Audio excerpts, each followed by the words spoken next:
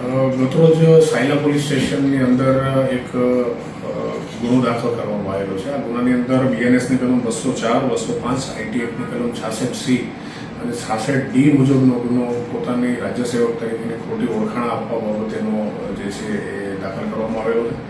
આની અંદર રાજકોટ રેન્જની જે ટીમ છે એમના દ્વારા આ જે વ્યક્તિ સોહેલ ખાન બિસ્મિલ્લા ખાન પઠાણ જે છે એની ધરપકડ કરવામાં આવેલી છે અને પૂછપરછ બાદ એમના વિરુદ્ધ ગુનો દાખલ કરી અને એમને હાલ સાયલા પોલીસ સ્ટેશનમાં એમને સોંપવામાં આવેલા છે.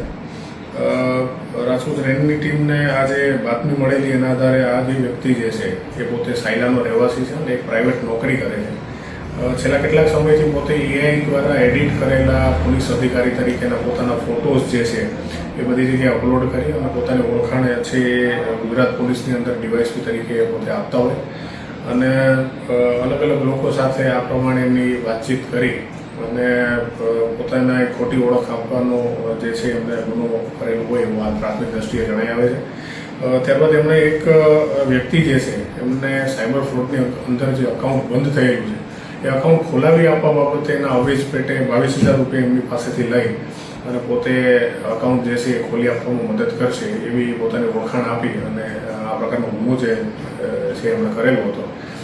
જે વાતની બાતમી હકીકત રેન્જ જે છે રાજકોટ રેન્જની જે ટીમ છે એમને મળતા આ વ્યક્તિની ગઈકાલે સાયલા ખાતેથી ધરપકડ કરવામાં આવેલી હતી અને ત્યારબાદ એમના વિરુદ્ધમાં કાયદેસરની કાર્યવાહી થયેલી છે.